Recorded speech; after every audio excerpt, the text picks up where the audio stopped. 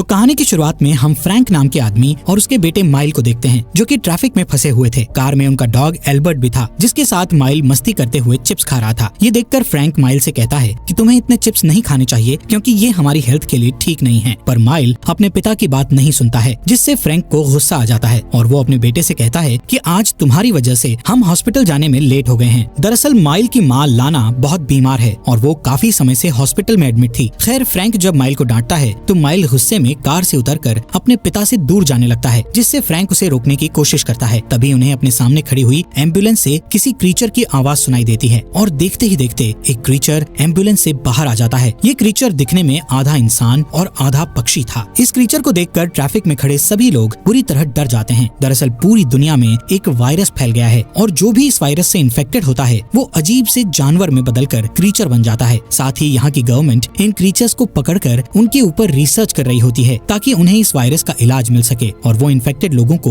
दोबारा इंसान में बदल सकें। उस पक्षी जैसे दिखने वाले क्रीचर को पकड़ने के लिए एम्बुलेंस से दो लोग बाहर आते हैं और उस क्रीचर को पकड़ने लगते हैं, लेकिन वो क्रीचर उन्हें बुरी तरह पीट कर वहाँ से भाग जाता है। जिसके बाद फ्रैंक और माइल भी जल्दी से अपनी कार में बैठकर हॉस्पिटल की ओर निकल जाते हैं, जहाँ हम एक और क्रीचर को देखते हैं जो कि एक छोटा बच्चा था और उसका मुंह छिपकली की तरह दिखता था, यानी कि ये छोटा बच्चा भी उसी वायरस से इन्फेक्टेड हो गया था। खैर, अब फ्रैंक और माइल डॉक्टर से मिलते हैं, जहाँ डॉक्टर उन्हें बताती है कि लाना की तबीयत में पहले से सुधार है, लेकिन अभी भी तुम उसे घर नहीं ले जा सकते क्योंकि लाना को इलाज के लिए दूसरे शहर में भेजा जा रहा है। इसके बाद फ्रैंक और माइल लाना से मिलने जाते हैं, जहाँ हमें पता चलता है कि लाना भी उस वायरस से इन्फेक्टेड हो गई है, जिसके कारण वो भी जानवर में बदल गई है। अब क्योंकि डॉक्टर लाना को दूसरे शहर के हॉस्पिटल में भेजने वाले थे, इसलिए फ्रैंक और माइल भी उस शहर में शिफ्ट होने का सोचते हैं। कुछ दिनों बाद फ्रैंक अपने बेटे के साथ उस शहर में शिफ्ट होने के लिए चला जाता है, जहाँ लाना को शिफ्ट किया जा रहा था। इस नए शहर में फ्रैंक रेंट पर एक घर लेता है और पास ही के एक रेस्टोरेंट में शेफ की नौकरी करने लगता है। साथ ही माइल का इस शहर के स्कूल में एडमिशन हो जाता है। अब माइल अपने नए स्कूल में जाता है और अपनी क्लास के स्टूडेंट्स को अपना नाम बताता है। इसी क्लास में नीना नाम की एक लड़की थी, जो कि माइल से सवाल पूछते हुए उसके पेरेंट्स के बारे में पूछती है, जिस पर माइल कहता है कि मेरे पिता शेफ हैं और मेरी माँ की एक एक्सीडेंट में मौत हो गई है। दरअसल माइल नहीं चाहता था कि किसी को भी उसकी माँ के बारे में पता चले, इसलिए वो नीना से झूठ बोलता है। खैर, यहाँ नीना माइल को बताती है कि मुझे ADHD नाम की बीमारी है और इस बीमारी के कारण मुझे सब कुछ जानने का मन करता है। इस वजह से मैं लोगों से कई सवाल पूछती हूँ, इसलिए तुम मेरी बातों का बुरा मत मानना। नीना की बातें सुनकर माइल को नीना पसंद आ जाती है। अब स्कूल खत्म होने के बाद माइल रेस्टोरेंट में जाता है, जहाँ उसके पिता काम किया करते हैं। यहाँ फ्रैंक माइल को अपने रेस्टोरेंट के मालिक से मिलाता है, जो कि एक कपल नाइमा और जैक हैं। जैक माइल से कहता है कि ये शहर छोटा है और यहाँ की सभी चीजें खूबसूरत हैं, लेकिन गवर्नमेंट ने वायरस से इन्फेक्टेड लोगों के लिए इस शहर में जो हॉस्पिटल खोला है, उस वजह से सभी लोगों को बहुत बुरा लगता है। इसके बाद वहाँ तेज हवाएं चलने लगती है, जिससे जैक अपना रेस्टोरेंट बंद कर देता है। इसी रात तूफान आता है और बहुत तेज बारिश होती है, जिससे फ्रैंक के घर की लाइट चली जाती है। जब फ्रैंक लाइट सही करता है, तब माइल को विंडो के बाहर एक क्रीचर दिखता है। तभी लाइट आ जाती है और वो क्रीचर वहाँ से गायब हो जाता है, लेकिन माइल उस क्रीचर के बारे में अपने पिता को नहीं बताता है। खैर, अगली सुबह फ्रैंक के पास पुलिस का फोन आता है, जो बताते हैं कि आपकी वाइफ को जिस बस से लाया जा रहा था, उस बस का एक्सीडेंट हो गया है और वो बस तालाब में डूब गई है। ये सुनकर फ्रैंक बहुत दुखी हो जाता है और जल्दी से अपने बेटे को लेकर उस तालाब की ओर निकल जाता है। तालाब पहुंचने के बाद फ्रैंक अपनी वाइफ को ढूंढने लगता है, जिससे पुलिस उसे पकड़कर संभालती है। यहाँ पुलिस उसे बताती है कि इस बस में बहुत सारे इन्फेक्टेड लोग थे, जिसमें से कुछ मर गए हैं और बहुत से जंगल में भाग गए हैं। यहाँ जूली नाम की पुलिस ऑफिसर फ्रैंक को दिलासा देते हुए कहती है कि हमें अभी तक तुम्हारी वाइफ के बारे में पता नहीं चला है, पर हमारी टीम उन इन्फेक्टेड लोगों को ढूंढ रही है, इसलिए जल्दी ही तुम्हारी वाइफ मिल जाएगी। इसी रात हम फ्रैंक को घर के बाहर कपड़े डालते हुए देखते हैं। जब माइल उससे पूछता है कि आखिर वो ऐसा क्यों कर रहे हैं, तब फ्रैंक बताता है कि तुम्हारी माँ एक जानवर में बदल गई है, इसलिए उसकी सूंघने की शक्ति बढ़ गई होगी, इससे वो हमारे कपड़ों को सूंघकर हम तक पहुँच जाएगी। इस बात पर माइल अपने पिता से कहता है कि वो अब वापस नहीं आएगी, इसलिए तुम्हें ये सब नहीं करना चाहिए, लेकिन फ्रैंक माइल की कोई बात नहीं सुनता और उसे घर में जाने को कहता है। अगली सुबह माइल अपने स्कूल जाता है, जहाँ टीचर सभी स्टूडेंट्स को गेम खिलाने के लिए ग्राउंड में लेकर जाते हैं। यहाँ mile tug of war game खेलता है, लेकिन माइल की टीम कमजोर पड़ जाती है और वो हारने लगती है। लेकिन तभी माइल अकेला ही रस्सी को पकड़कर खींचने लगता है और देखते ही देखते वो सामने वाली टीम को हरा देता है। माइल की पावर देखकर सभी चौंक जाते हैं। यहाँ माइल बहुत अजीब महसूस करता है। इसके अलावा जॉर्डन नाम का लड़का माइल की पावर से इम्प्रेस होकर उसे अपने घर पर एक पार्टी में इनवाइट करता है। इसके बाद माइल अपने घर की ओर भागता है और घर में आकर अपने नाखूनों को देखने लगता है, जो कि पहले से कुछ बदले हुए लग रहे थे। तभी माइल अपने एक नाखून को बाहर निकाल देता है और हम देखते देखते हैं कि उसके नाखून किसी जानवर के नाखून की तरह दिख रहे हैं। इसका मतलब था कि माइल भी उस वायरस से इन्फेक्टेड हो गया था और वो भी जानवर में बदल रहा था। इधर माइल को अपनी पीठ पर अजीब सा निशान दिखाई देता है, जिससे वो समझ जाता है कि अब वो जानवर बन जाएगा। ये सोचकर माइल दुखी होकर रोने लगता है। अगली सुबह फ्रैंक सुपरमार्केट में कुछ सामान खरीदने जाता है, जिस दौरान उसे जूली मिलती है। जूली फ्रैंक से कहती है कि अभी तक लाना का पता नहीं चला है, लेकिन पुलिस ने कुछ इन्फेक्टेड लोगों को ढूंढ लिया है और उनका अच्छे से ख्याल रखा जा रहा है। इसी दौरान उन्हें लोगों के चीखने की आवाज सुनाई देती है। तभी एक आदमी जूली को बताता है कि मार्केट में एक जानवर है जो इंसान की तरह दिख रहा है। इससे फ्रैंक को लगता है कि उसकी वाइफ लाना यहाँ आ गई है, इसलिए वो उसे आवाज लगाकर ढूंढने लगता है। तभी जूली और फ्रैंक को एक ऑक्टोपस की तरह दिखने वाला एक बच्चा दिखाई देता है, जो कि उन दोनों से डरकर भागने लगता है, पर जूली किसी तरह उस बच्चे को पकड़ लेती है। इसी दौरान फ्रैंक को टेबल के नीचे एक और बच्चा दिखाई देता है, जो कि एक पक्षी की तरह दिख रहा था। फ्रैंक उससे बात करने की कोशिश करता है और उससे कहता है कि तुम्हें मुझसे डरने की जरूरत नहीं है। तभी वहाँ एक ऑफिसर आता है, जो फ्रैंक को वहाँ से जाने का कहता है और उस दूसरे बच्चे को उठाकर एम्बुलेंस में डाल देता है। इसके बाद जूली फ्रैंक के पास आती है, जहाँ फ्रैंक अपने सामान को कार में रख रहा होता है। यहाँ जूली उससे पूछती है कि आखिर तुमने हथियारों वाला सामान क्यों खरीदा है, जिस पर फ्रैंक उससे झूठ बोलता है कि ये सामान मैंने कैंपिंग के लिए खरीदा है। तब जूली उससे जंगल में जाने से मना करती है और वहाँ से चली जाती है। दरअसल ये सारा सामान फ्रैंक ने लाना के लिए खरीदा था, ताकि वो लाना से मिलकर उसे ये सामान दे सके, जिससे लाना को जंगल में रहने में आसानी हो सके।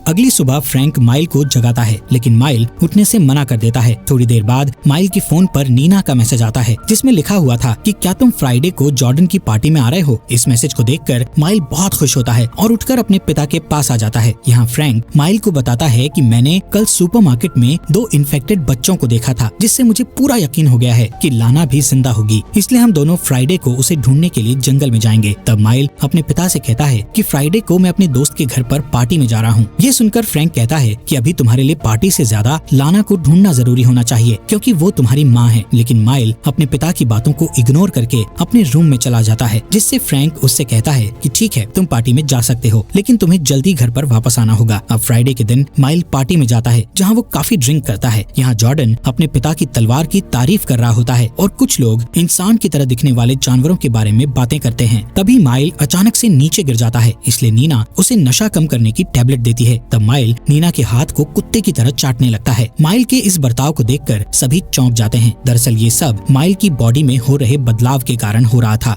अब माइल अपने दोस्तों से थोड़ी दूर जाकर खड़ा हो जाता है। तभी उसे जंगल में किसी जानवर के चिल्लाने की आवाज सुनाई देती है, इसलिए वो जंगल की ओर भाग जाता है। अगली सुबह हम माइल को जंगल में सोता हुआ देखते हैं, जहाँ पुलिस वाले इन्फेक्टेड लोगों की तलाश कर रहे थे। माइल पुलिस की बोट को देखकर वहीं छिप जाता है, क्योंकि वो समझ गया था कि अब वो इन्फेक्टेड है और पुलिस उसे भी पकड़ लेगी। यहाँ हम माइल के मुंह पर ब्लड लगा हुआ देखते हैं, जिससे पता चलता है कि माइल ने जरूर किसी जानवर का शिकार किया होगा। अब माइल जल्दी से घर आ जाता है, जहाँ उसे ऐसा महसूस होता है जैसे उसके गले में कुछ फंस गया है। तभी वहाँ फ्रैंक भी आ जाता है, इसलिए माइल जल्दी से वॉशरूम का गेट बंद कर लेता है, क्योंकि वो अपने पिता को नहीं बताना चाहता था कि वो इन्फेक्टेड हो गया है। थोड़ी देर बाद उसके गले से एक पक्षी का पंख निकलता है, जिससे उसे लगता है कि उसने रात में किसी पक्षी को खाया था। इसके बाद फ्रैंक और माइल लाना को ढूंढने के लिए जंगल में जाते हैं, लेकिन उन्हें कहीं भी लाना नहीं मिलती। तब फ्रैंक माइल को विश्वास दिलाता है कि हम दोनों मिलकर लाना को ढूंढ निकालेंगे। इसी तरह काफी रात हो जाती है, जिससे फ्रैंक और माइल कार में ही सो जाते हैं। सुबह होने पर जब माइल की नींद खुलती है तो वो देखता है कि एल्बर्ट जंगल की ओर भाग रहा है, इसलिए वो भी उसके पीछे पीछे चला जाता है। तभी अचानक से पक्षी जैसा दिखने वाला लड़का माइल के ऊपर अटैक कर देता है। ये वही इन्फेक्टेड लड़का था जिसे हमने मूवी की शुरुआत में देखा था। इसके अलावा वहाँ पर एक और जानवर होता है, जो कि एक छोटा बच्चा था और वो पेड़ पर बैठकर माइल को देख रहा था। खैर, यहाँ वो पक्षी जैसा इंसान माइल के हाथ में अपने नाखून घुसा देता है, जिससे माइल के हाथ से खून निकलने लगता है। उस पक्षी जैसे इंसान को माइल की आंखों में देखने से पता चल जाता है कि माइल भी उसी की तरह इन्फेक्टेड है, इसलिए वो माइल को जान से नहीं मारता है। तभी फ्रैंक वहाँ आ जाता है और अपने बेटे को उस जानवर से बचाकर वहाँ से ले जाता है। इसके बाद फ्रैंक माइल को हॉस्पिटल ले जाने लगता है। तब रास्ते में उसे एक चेक पोस्ट मिलता है, जहाँ काफी पुलिस वाले होते हैं। साथ ही वहाँ जूली भी होती है। अब जूली फ्रैंक को देखकर उसके पास आती है और माइल के हाथ से निकल रहे खून को देखकर उसके घाव के बारे में पूछती है, जिस पर फ्रैंक झूठ बोलता है कि माइल को कुत्ते ने काट लिया है, इसलिए हम हॉस्पिटल जा रहे हैं। पर माइल हॉस्पिटल जाने से मना करता है, क्योंकि वो जानता था कि अगर वो हॉस्पिटल गया तो डॉक्टर्स को उसके इन्फेक्शन के बारे में पता चल जाएगा। अब क्योंकि माइल हॉस्पिटल जाना नहीं चाहता था, इसलिए जूली उसके घाव की मलहम पट्टी करवाने के लिए उसे पुलिस स्टेशन ले जाती है। यहाँ जूली फ्रैंक से कहती है कि तुम्हें किसी भी तरह की मदद चाहिए तो मुझे जरूर बताना। इसके बाद फ्रैंक और माइल अपने घर आ जाते हैं, जहाँ माइल अपने घाव पर लगे कुछ टांके हटा देता है और अपने अपने खून को चाटने लगता है। अगले दिन जब माइल अपनी लैब क्लास में होता है तब वो नीना के लॉकेट में वही पंख देखता है जैसा कि उसके गले से निकला था। इसलिए माइल नीना के लॉकेट को पकड़कर उस पंख के बारे में पूछने लगता है, जिस पर नीना गुस्से में उससे कहती है कि तुम्हें किसी को भी छूने से पहले उससे पूछना चाहिए। इसके बाद सभी अपनी पढ़ाई करने लगते हैं, पर माइल पढ़ाई में ध्यान नहीं लगा पाता है क्योंकि उसका ध्यान लैब में रखे चूहों की आवाजों से भटक रहा था। इसलिए माइल उन चूहों पर चिल्लाने लगता है। माइल का ये बर्ताव देखकर सभी स्टूडेंट्स चौंक जाते हैं। खैर, स्कूल खत्म होने के बाद हम देखते हैं कि माइल के शरीर में हो रहे बदलाव के कारण वो साइकिल नहीं चला पाता। वो साइकिल से नीचे गिर जाता है। तब नीना उसे अपने साथ पैदल चलने को कहती है। यहाँ माइल नीना से माफी मांगते हुए कहता है कि मुझे पार्टी वाले दिन तुम्हारा हाथ चाटकर तुम्हारी इंसल्ट नहीं करनी चाहिए थी। ये सुनकर नीना उसे माफ कर देती है और उसे अपने घर पर इनवाइट करती है। घर आकर नीना अपने फ्रिज से एक मरा हुआ पक्षी निकालती है और माइल को बताती है कि पार्टी के बाद मुझे ये पक्षी मेरे गेट पर मिला था और मैंने इसी के पंख को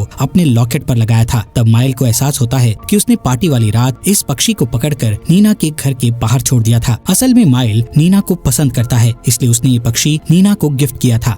इसके बाद माइल एक झील में जाता है और एक मछली पकड़कर उसे खाने लगता है, जिस दौरान एक औरत उसे ऐसा करते हुए देख लेती है। इसलिए माइल वहाँ से भाग जाता है। अब माइल उस जगह पर जाता है जहाँ उसे पक्षी जैसा दिखने वाला इंसान मिला था। माइल देखता है कि वो पक्षी जैसा इंसान उड़ने की कोशिश कर रहा है, जिससे वो बार बार जमीन पर गिर रहा है। माइल उसके लिए मछली भी लाया हुआ था। वो उसे मछली देते हुए उसका नाम पूछता है। साथ ही वो उससे अपनी माँ के बारे में भी पूछता है, जिस पर वो पक्षी बताता है कि मुझे मेरा असली नाम याद नहीं है, इसलिए मैंने अपना नाम फिक्स रखा है और मैं तुम्हारी माँ को नहीं जानता हूँ, इसलिए मुझे उनके बारे में कुछ नहीं पता। अब क्योंकि उड़ने की कोशिश करते हुए फिक्स को काफी चोट लग गई थी, इसलिए माइल उससे कहता है कि तुम्हें उड़ने की प्रैक्टिस करने के लिए एक अच्छी जगह चाहिए। इसके बाद माइल फिक्स को एक झील में लेकर जाता है और पानी से सभी लकड़ियों को साफ कर देता है, ताकि जब फिक्स उड़ने की कोशिश करे तो वो जमीन पर गिरने के बजाय झील में गिरे और उसे कोई चोट न लगे। इसी शाम जब माइल घर जा रहा होता है तब वो साइकिल नहीं चला पाता और वहीं गिर जाता है, इसलिए वो साइकिल को जंगल में छोड़कर घर आ जाता है। इसी दौरान हम फ्रैंक को काम करते हुए देखते हैं। जब वो कचरा फेंकने के लिए पीछे जाता है तो उसे कुछ अजीब सी आवाजें सुनाई देती है। उसे लगता है कि शायद वहाँ लाना है, इसलिए वो लाना को आवाज लगाते हुए आगे बढ़ने लगता है। पर अचानक एक दूसरा क्रीचर उस पर हमला कर देता है। ये क्रीचर जंजीरों से बंधा हुआ था और फ्रैंक को मारने ही वाला होता है कि तभी वहाँ नाइमा आ जाती है और फ्रैंक को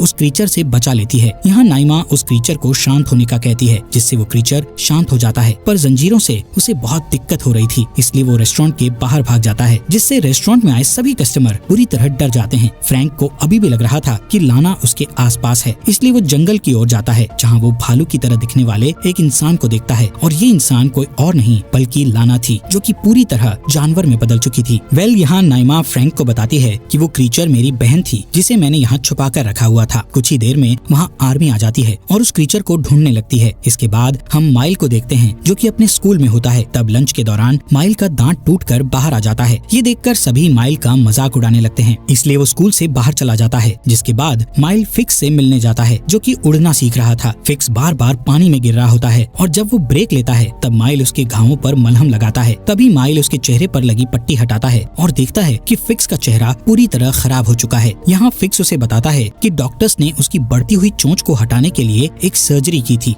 माइल उसके चेहरे पर दवा लगाकर उस पर पट्टी बांध देता है। यहाँ पेड़ पर एक और क्रीचर बैठा होता है, जिसे फिक्स मेंढक कहकर बुलाता है, लेकिन माइल उसे बताता है कि शायद वो छिपकली या गिरगिट बन रहा है। दूसरी ओर जूली लाना को ढूंढने में फ्रैंक की मदद करती है और उसके साथ जंगल में चली जाती है, जहाँ उन्हें कोई भी क्रीचर दिखाई नहीं देता है। पर तभी फ्रैंक को वहाँ माइल की साइकिल मिलती है, जिसे देखकर वो हैरान हो जाता है और उसे अपने साथ घर ले आता है। घर में जब फ्रैंक हाथ धो रहा था तब सिंक अचानक से जाम हो जाता है, इसलिए वो सिंक का पाइप निकालकर उसे साफ करने लगता है, जिसमें उसे बहुत सारे बाल और कुछ नाखून मिलते हैं, जिन्हें देखकर उसे समझ आ जाता है कि माइल इन्फेक्टेड है और वो भी अब जानवर में बदल रहा है। अब जैसे ही माइल घर आता है तो फ्रैंक उसे अपने नाखून दिखाने को कहता है, लेकिन माइल उसे नाखून दिखाने से मना कर देता है। जिसके बाद फ्रैंक उसे उसकी साइकिल देते हुए उसे चलाने को कहता है, जिससे माइल समझ जाता है कि उसके पिता को सब पता चल गया है, इसलिए वो वहाँ से भागने लगता है। लेकिन फ्रैंक किसी तरह उसे पकड़ लेता है और उसे कसकर गले लगा लेता है। अगली सुबह जब फ्रैंक माइल को नाश्ता देता है तो वो उसे जानवरों की तरह खाता है, लेकिन फ्रैंक उससे कुछ नहीं कहता, बल्कि वो उसे लाना की कुछ दवाइयाँ देता है। पर माइल उन दवाओं को लेने से मना कर देता है, क्योंकि उसे पता है कि ये दवाएं उसके काम की नहीं हैं। स्कूल जाने से पहले फ्रैंक माइल के दांत चेक करता है, जो कि बहुत नुकीले हो रहे थे। फ्रैंक उसे डेली नाखून काटने को कहता है, ताकि किसी को भी उसके इन्फेक्टेड होने के बारे में पता न चले। साथ ही वो माइल के कानों में रुई डाल देता है, ताकि उसे शोर सुनाई ना दे। इसके अलावा वो माइल को अपनी बॉडी से बाल हटाने की क्रीम के बारे में भी बताता है। इसके बाद जूली घर में आती है और फ्रैंक को लेकर लाना की तलाश में निकल जाती है। यहाँ माइल घर के बाहर टहलते हुए नीना से फोन पर बात करता है। वो नीना को चिल्लाने को कहता है और फोन को कान से दूर कर देता है। जब नीना चिल्लाती है तो माइल को नीना की आवाज साफ साफ सुनाई देती है, जिससे माइल समझ जाता है कि वो कुछ किलोमीटर दूर की आवाज को भी बड़ी आसानी से सुन सकता है। अब अगले दिन माइल फिक्स से मिलने जाता है, जहाँ उसे पता चलता है कि अब फिक्स इंसानों की तरह बात नहीं कर सकता है और अब वो सिर्फ पक्षियों की आवाजें निकाल सकता है। ये सुनकर माइल उसे गले लगाता है, जिसके बाद फिक्स एक बहुत बड़े पेड़ पर चढ़ जाता है और वहाँ से नीचे कूद जाता है, जिससे माइल को पता चलता है कि अब फिक्स अच्छी तरह उड़ने लगा है। इस बात से माइल को बहुत खुशी होती है। इसी रात फ्रैंक के रेस्टोरेंट में एक पार्टी होती है, जिस दौरान जैक फ्रैंक से कहता है कि हमारे 2 सुअर गायब हो गए हैं और तुम्हारा बेटा भी अभी तक नहीं आया है, जिससे फ्रैंक को माइल पर गुस्सा आ जाता है और वो माइल को ढूंढकर उसे बहुत डांटता है। साथ ही वो उसे अपने नाखून ना काटने पर भी बहुत चिल्लाता है, जिसके बाद फ्रैंक जबरदस्ती माइल के नाखून काटने के लिए आगे बढ़ता है, जिससे माइल गुस्से में आकर अपने पिता के कंधे पर काट लेता है। तब फ्रैंक उसके गले पर कैंची रखकर उसे धमकाता है, जिससे माइल वहाँ से चला जाता है। इधर माइल नीना से मिलता है, जो कि उसे अपने साथ खेत में घूमने का कहती है। खेत में घूमते समय नीना और माइल एक दूसरे को किस करते हुए इंटीमेट होने लगते हैं। तब नीना माइल की पीठ पर आई जानवर जैसी हड्डी को महसूस करती है और उससे कहती है कि मैं इसके बारे में जानती हूँ और मैं तुम्हें बहुत पसंद करती हूँ। इसके बाद वो दोनों वापस पार्टी में आ जाते हैं, जहाँ वॉशरूम में माइल को उसका एक क्लासमेट मिलता है, जो उससे कहता है कि मैंने तुम्हें और नीना को एक साथ देख लिया था और मुझे तुम्हारी सच्चाई के बारे में पता चल गया है। इतना कहकर वो लड़का एक छोटी सी मशीन से आवाज निकालने लगता है, जिससे माइल के कानों में बहुत दर्द होता है। तब माइल डरते हुए उस लड़के पर हमला कर देता है और उसके चेहरे को खरोंचकर वहाँ से खेत की ओर भाग जाता है। यहाँ वो लड़का सभी को बताता है कि उनकी पार्टी में एक क्रीचर घुस आया है, इसलिए सभी अपने अपने हथियार उठा लेते हैं और पुलिस को फोन कर देते हैं। अब लोग क्रीचर को ढूंढने के लिए खेत में आ जाते हैं और अपने कुत्ते को भी खेत में छोड़ देते हैं, लेकिन माइल उस कुत्ते के ऊपर भौंककर उसे भगा देता है, यानी कि माइल एक भेड़िए में बदल रहा था।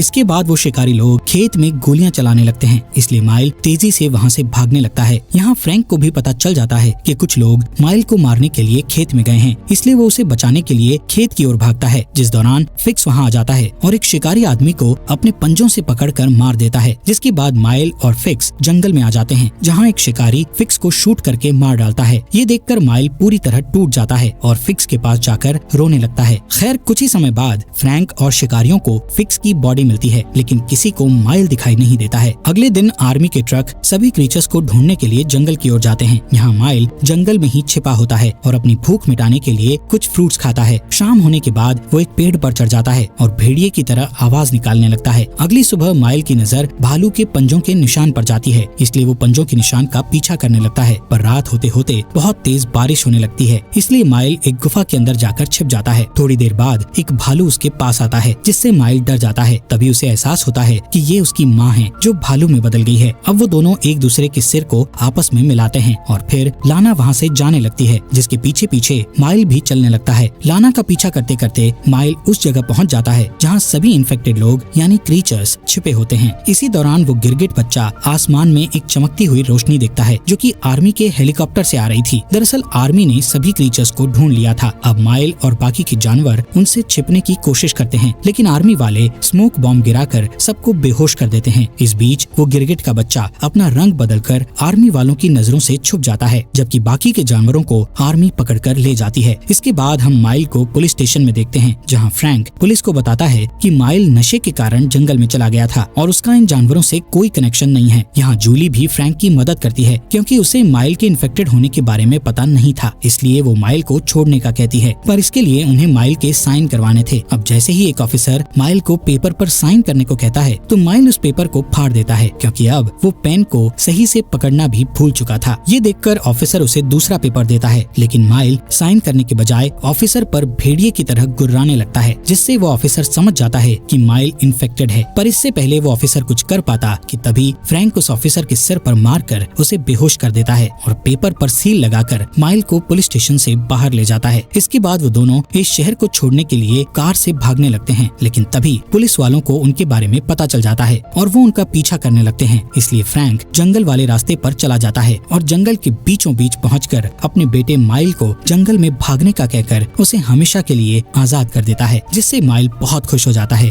और जंगल में भाग जाता है। इसी के साथ इस मूवी का यहीं पर एंड हो जाता है।